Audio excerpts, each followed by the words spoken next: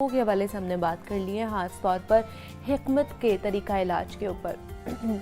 हम में से बहुत से ऐसे लोग हैं जिनको पसंद होता है कि जनाब हम हिकमत की तरफ ज़्यादा से ज़्यादा जाएं। हमें कोई भी ऐसा मसला लाहक हो जाता है, छोटी से छोटा इशू भी अगर हो गया है, तो हम दवाइयों की जगह ऐसी चीज़ों का इस्तेमाल करें जिनका नुकसान कम से कम हो और हिकमत की तरफ हम जाएं।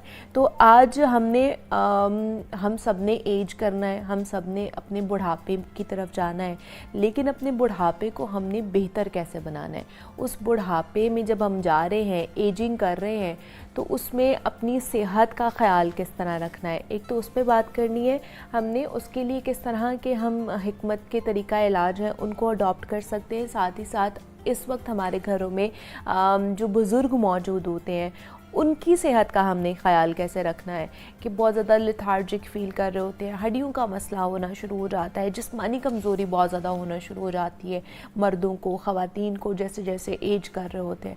तो उनके लिए ऐसे कौन से नुस्खे हैं जो कि उनको इस एज में दिए जा सकते हैं, तो इस पर बात करनी है हमने। प्रोफेसर हकीम इसहाक सुल्तान हमारे साथ स्टूडियोज़ में मौजूद है, उनसे बात करते हैं। हकीम साहब, आपको खुशामदीद कहते हैं, कैसे हैं आप? ठीक ठाक है? अल्हम्दुलिल्लाह, बहुत शुक्रिया आपका। हकीम साहब, बुढ़ापे में जो हमारे बुज़ुर्ग हज़रात हैं, जैसे जैसे, क्योंकि हमने भी एज करनी है, तो जैसे जैसे एज हम करते जाएंगे, बुढ़ापे की तरफ जाते जाएंगे, जिस्मानी कमज़ोरी बहुत ज़्यादा होना शुरू हो जाती है। तो इसकी वजह क्या होती है? क्या इम्यूनिटी लो होने की वजह से है? और अगर जिस्मानी कमज़ोरी हो जाती है तो उसका इलाज क्या किया जा सकता है? बहुत शुक्रिया आपका। देखिए, बुढ़ापा बज़ाते ख़ुद उम्र का एक हिस्सा होता है, जिसके अंदर हम देखते हैं कि उसके जिस्म के अंदर मुख्तलिफ़ तब्दीलियाँ वाक़या होना शुरू हो जाती हैं। और हमने मुशाहिदा भी किया अपनी, इतना चूँकि मैं भी 60 में आ चुका हूँ, और मैं ये देखता हूँ कि बुढ़ापे की इब्तदा कहाँ से होती है। ये हमारी टांगों से होती है। बुढ़ापा जब भी शुरू होगा आपकी टांगों से होगा। और ये जो इस उम्र के अंदर जो पहले बहुत भागा करते थे, अब वो थोड़ा सा चलते हैं तो वो थक जाते हैं। ऐसे पहले सीढ़ियाँ भाग के चढ़ लिया करते थे, अब थोड़ी सी सीढ़ियाँ चढ़ते हैं तो उनकी टांगें थक जाती हैं, टांगें कांपना शुरू हो जाती हैं। अब उनके अंदर वो पहले वाली ताकत और क़ुव्वत नहीं रही। तो ये कोई बीमारी नहीं है, समझिए कि अब आपने बुढ़ापे की दहलीज पे कदम रख लिया है। अब इसकी वजूहात क्या होती हैं? जैसे मैंने पहले बताया कि इब्तदा कहाँ से होती है? आपकी टांगों से होती है। आपके सबसे पहले आपका हाजमा जो है, कि पहले आप दिन में 3 टाइम खाना खाते थे, पेट भर के खाना खाते थे, उससे आपको एनर्जी मिलती थी।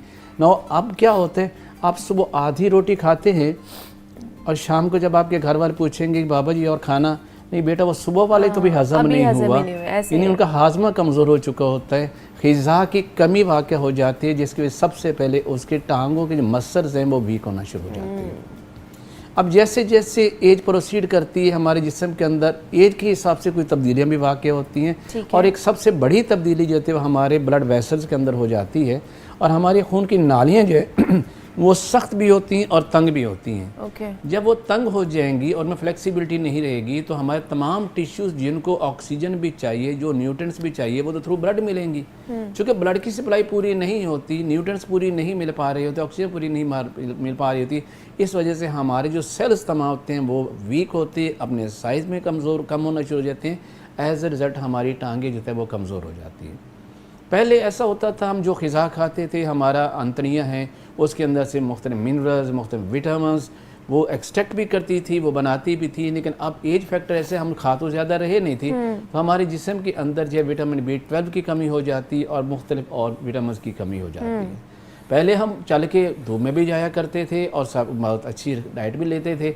अब ना तो हम धूप में जा रहे होते हैं, और इसके साथ साथ क्या होता है, हमारे जिस्म के अंदर कैल्शियम डेफिशिएंट हो जाता है। बिल्कुल ऐसे ही क्यों होता है कि हमारे जिस्म के अंदर विटामिन D की डेफिशिएंसी हो जाती है, और विटामिन D ही दरअसल आपकी डाइट से जो कैल्शियम है उसको आपकी हड्डियों तक पहुंचाने के उसकी जिम्मेदारी होती है। लेकिन जब ये कम हो जाता है तो अक्सर हम देखते हैं कि ओल्ड एज के अंदर हड्डियाँ भुरभुरी हो जाती हैं, जिससे हम कहते हैं ऑस्टियोपोरोसिस का अमल स्टार्ट हो जाता है। तो ये मुख्तलिफ वजूहात होते हैं। और फिर ओल्ड एज के अंदर आके प्रॉब्लम क्या है, किसी को ब्लड शुगर हो रही है, किसी को ब्लड प्रेशर हाई हो रहा है, उसकी वजह से भी बहुत ज़्यादा लेथार्जिक हो जाती है। तो ये चंद ऐसी मोटी मोटी वजूहात हैं जो बुढ़ापे को जो हमारे लाती हैं, और बहुत जल्द इंसान जो है वो उस उम्र के अंदर आके वो कमज़ोर होना शुरू हो जाता है। तो फिर हम सबसे पहले फिर इम्यूनिटी के हवाले से ही बात कर लेते हैं, जिस्मानी कमज़ोरी के हवाले से बात कर लेते हैं कि अगर वो हो रही है तो उसके लिए क्या किया जाए? अब इसमें मैंने जैसे बताया हमारा हाजमा तो कमज़ोर हो चुका है, हम बहुत सारे ग़िज़ाएँ नहीं ले रहे, तो हर्ब के अंदर अल्लाह ताला ने कुछ ऐसी चीज़ें पैदा की हैं जिसके अंदर वाफिर मिकदार के अंदर आपको न्यूट्रिएंट्स मिल जाते हैं, आपको कैल्शियम मिलता है, आपको विटामिन डी जो है वो अब्ज़ॉर्ब होना शुरू हो जाता है। तो इससे आपको ऐसी एनर्जी और मिलती है कि ऐसा एनर्जी बूस्टर मैं आपको एक फार्मूला बता रहा हूँ, अगर नौजवान इसे यूज़ करते हैं तो उनको बुढ़ापा नहीं आएगा, और अगर बूढ़े लोग यूज़ करते हैं वो फिर से जवान हो जाएंगे, यानी उनके सेम एक्टिविटी होना शुरू हो जाएगी, वैसे वो भागना दौड़ा शुरू कर देंगे, वैसे ही उनके स्टेमिना ठीक हो जाएगा, उनके अंदर उन हड्डियों के अंदर जो कमज़ोरी आ रही ऑस्टियोपोरोसिस का अमल स्टार्ट है वो सारे का सारा डिले होता चला जाएगा। और ऐसा आपके पास मिलेंगे जिसमें कोई आर्टिफिशियल किस्म के कोई आपको इंग्रेडिएंट्स नहीं है, नेचुरल हैं, आपके अपने किचन से आपको मिलते हैं। और सेकेंडली ये है कि आपकी बॉडी को उसके किसी किस्म का नुकसान नहीं होता, आपके किडनी को ओवर वर्क नहीं करना पड़ता, इजी टू डाइजेस्ट होते हैं। और अगर लॉन्ग टर्म भी अगर आप इसको use as a food supplement के तौर पे इस्तेमाल करते हैं, जो मार्केट में आपको मिलते हैं पता इसमें क्या क्या केमिकल्स डाले होते हैं, वो नेचर चीज़ें आप खुद बाजार से लेते हैं या किचन में लेते हैं और आपको उससे बड़े अच्छी तरह नौ हैं, आपको जानते हैं, आप इस्तेमाल करें, चाहे मेल हो फीमेल हो, इसमें जेंडर की कोई तशख़ीस नहीं है कि ये मेल इस्तेमाल कर सकता है, ये फीमेल इस्तेमाल कर सकता है, तमाम इस्तेमाल करें और तमाम के लिए सेम ही बेनिफिशियल ये चीज़ें होती है। तो क्या क्या चीज़ें आ जाती हैं उसमें? सबसे पहले तो हम ये लेते हैं, हमारे पास अलसी है जिसे फ्लक्स सीड कहते हैं, बड़ा मशहूर सा है और आजकल वायरल भी हो रहा है ये, और इसके अंदर अल्लाह ताला ने विटामिन का बेहतरीन खजाना रखा हुआ है। अच्छा, ठीक है। सेकंड हमारे पास आ जाती है ये मेथी दाना, ये जो फेनोग्रीक जिसे हम कहते हैं, ये एक बीज है, मेथी दाना है, आपने ये लेना है। और तीसरा कलवंजी, जिसके बारे में नबी सल्लल्लाहु अलैहि वसल्लम ने फरमाया कि मौत के अलावा इसके अंदर हर बीमारी का इलाज है, ये बेहतरीन सोर्स है एनर्जी बूस्टर का। ठीक है। ये आपने तीन चीज़ें जो मैंने बताई है, जिससे मैंने बताया फ्लैक्सीड, दूसरे नंबर पर मैंने बताया आपको मेथी दाना, और तीसरे नंबर पर मैंने बताया आपको कलवंजी। ये आप सपोज लेते हैं 100 ग्राम लेते हैं, तो आपने इसके अंदर 25 ग्राम यानी 1/4 आपने इसमें आपने लेना है जो है इसमें बादाम के मगज़ लेने हैं, लेकिन अच्छे वाले लीजिएगा जो मीठे हों, समटाइम कड़वे भी मिलते हैं, जैसे सारे का सारा फार्मूला आपका कड़वा हो जाएगा। तो ये चार चीज़ें आपने लेनी है और इन चारों चीज़ों को फ्राई पैन के अंदर आपने ड्राई रोस्ट करना है। ठीक है। क्योंकि जितने मगज़ियात होती है अगर कुछ देर पड़े रहे तो इसके अंदर जो है वो कीड़ा पैदा हो सकता है। जब आप इसे ड्राई रोस्ट कर लेते हैं तो फिर इसके अंदर ये कबाहत ख़त्म हो चुकी होती है। इनको पाउडर कर लीजिए और इससे आप किसी जार में या टाइट जार में रखिए। चावल वाला 1 चम्मच आप सुबह के टाइम दूध के साथ ले सकते हैं, ये बुज़ुर्गों की है। ख़वातीन जो है वो उसको भी इतनी ही मिकदार में ले सकते हैं। अगर आप जवानों और बच्चों को भी देना चाहें एज ए एनर्जी बूस्टर तो आप इसकी क्वांटिटी को थोड़ा सा कम कर सकते हैं। आप डेली बेसिस भी लीजिए, यकीन जाने आपको किसी आर्टिफिशियल विटामिन की ज़रूरत नहीं पड़ेगी, आपको किसी एक्स्ट्रा फूड सप्लीमेंट की ज़रूरत नहीं पड़ेगी। आप स्किन बहुत ज़्यादा शाइन करना चाहिए, गुजारिश से एनर्जी देनी है, इसने आपके HB लेवल को इम्प्रूव करना है, इसने आपके कैल्शियम के लेवल को इम्प्रूव करना है, इससे आपके विटामिन की जो डेफिशिएंसी वजह से आपके मसल्स वीक हो रहे, वो तमाम चीज़ें आपको इस फार्मूले में मिलती हैं।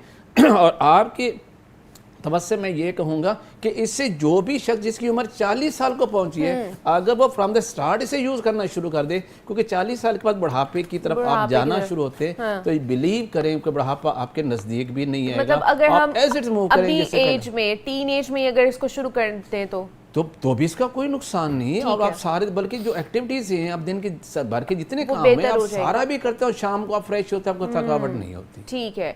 अच्छा, दूसरा आपने कहा कि विटामिन डी और कैल्शियम की भी कमी होती है, उसकी वजह से बहुत ज़्यादा प्रॉब्लम हो रही होती है। तो ये फार्मूला क्या करेगा, आपकी डाइट से आपको कैल्शियम और विटामिन डी को एब्जॉर्ब करवाने के काबिल बना देगा, आपके स्टमक और गट्स को इतना स्ट्रॉन्ग कर देगा कि आपकी बॉडी खुद विटामिन भी प्रोड्यूस करेंगी और आपके कैल्शियम भी एब्जॉर्ब होगा और आपकी हड्डियां मजबूत हो जाएंगी। ठीक है। इसके जोड़ों में दर्द, थकावट, वो सब कुछ इंटेरली खत्म हो जाएगा। ठीक है। इसके अलावा हमारे पास क्या नुस्खा है? इसके अलावा जो है वो लोग जिनको ब्लड प्रेशर अक्सर लो रह जाता है, जिनको बिल्कुल उठने को दिल नहीं करता, तो इसके लिए हम ये करते हैं कि एक बहुत बेहतरीन किस्म का फार्मूला हमारे पास है, ये है दालचीनी, आपने ये लेनी है।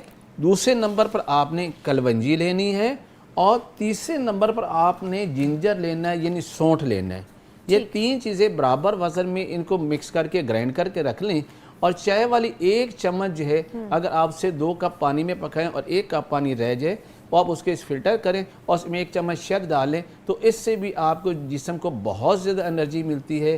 जिनके पट्टे कमज़ोर हो चुके हैं, जिनके पट्टों में खिंचाव आ रहा होता है, जो बहुत ज़्यादा लेथार्जिक फील करते हैं, जिनका हाजमा बहुत ज़्यादा ख़राब होता है, जिनको भूख नहीं लगती, जिनको खाना खाने का पेट में गैस, अफारा और ब्लडिंग होना शुरू हो जाती है, तो इससे अल्हम्दुलिल्लाह उनकी तबीयत बहुत ज़्यादा बेहतर हो जाती है। ठीक है, ये पट्टों की कमज़ोरी के हवाले से ये एक अच्छा नुस्खा है जो कि आप कर सकते हैं। कॉलर हैं रशीद साहब है, उन्होंने हमें कॉल किया, उनसे बात कर लेते हैं। अस्सलाम वालेकुम। वालेकुम सलाम।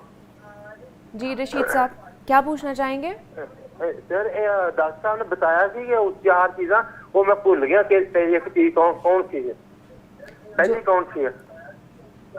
अच्छा, बता देते हैं आपको। जी, मैंने इसमें बताया है, एक तो मैंने बताया आपको ये मेथी दाना बताया है, दूसरे नंबर पर मैंने आपको ये कलवंजी बताया है, तीसरे नंबर पर मैंने आपको अलसी बताया है और चौथे नंबर पर मैंने आपको बादाम बताए हैं।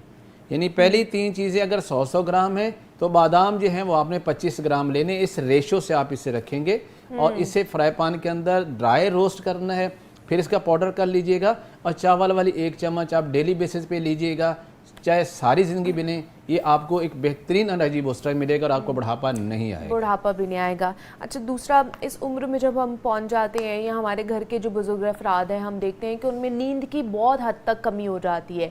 मतलब 2-3 घंटे बस उनको अच्छी नींद आती है या वो भी अच्छी नहीं आती है, बार बार डिस्टर्बेंस रहती है। वो कहते हैं जी उसकी वजह से हम पूरा दिन लेथार्जिक फील करते हैं, जहनी सुकून नहीं है, एंजाइटी, स्ट्रेस बहुत ज़्यादा होता है। उसके लिए क्या किया जा सकता है? पहले तो ये बड़ी कॉमन सी बात है। अगर आप देखते हैं कि एक बच्चा जो है वो 18 घंटे सोता है, जवान जो है वो 8 से 10 घंटे सोता है, और बुज़ुर्गों में ये बड़ी प्रॉब्लम होती है। वो जब सुबह उठते कहते बेटा रात को 2 बजे यहाँ से गली से 2 लोग गुजरे थे, ये बातें करते जा रहे थे।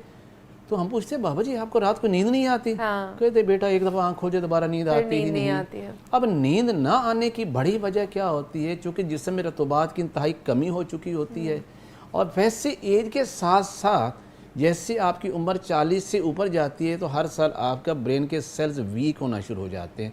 उनमें सबसे बड़ी जो प्रॉब्लम आती है कि उनकी नींद की कमी आ जाती है। अब नींद की कमी से क्या होता है, नींद आती क्यों है, क्यों अल्लाह ताला नींद दी? ताकि नेक्स्ट डे के लिए हम काम करने के रेडी हो जाएं, हमारी एनर्जी लेवल जो है वो दोबारा से बहाल हो जाए। हम इसी के ऊपर बात करते हैं, इसका नुस्खा भी लेते हैं, लेकिन यहाँ पे एक छोटी सी ब्रेक लेते हैं।